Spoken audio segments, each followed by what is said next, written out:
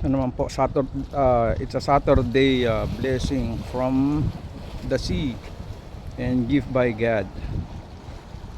Again mga idol guys, ito naman po tayo, gumamit po tayo ng pain na lumot mga guys. Tapos ang nakuha, ito po,